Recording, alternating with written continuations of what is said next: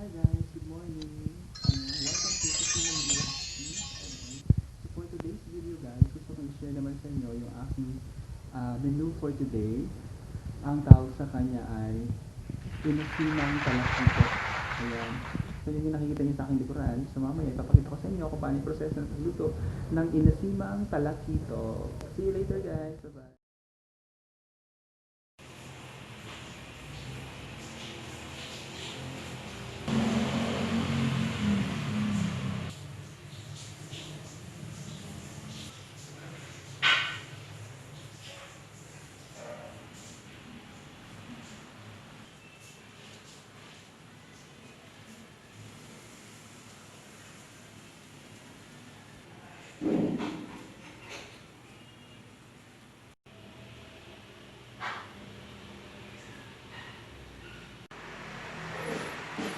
So, ayan guys, sa pag-process natin ng isda, piprituhin muna natin siya.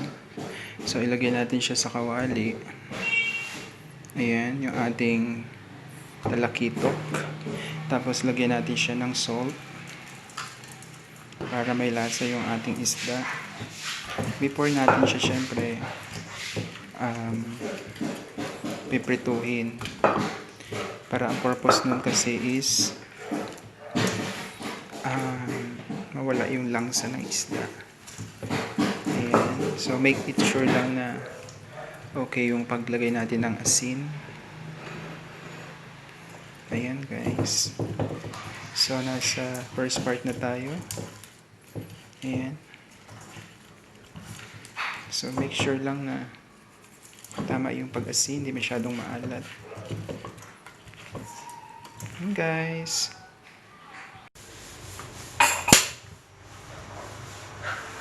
Hindi mo yan.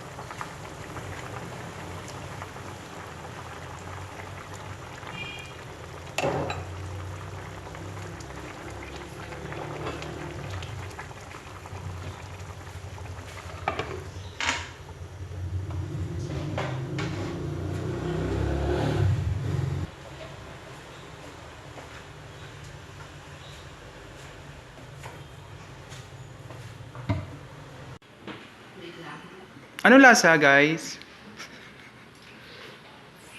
Masarap, Ah! masarap yung pagkakaasim niya. Sarap?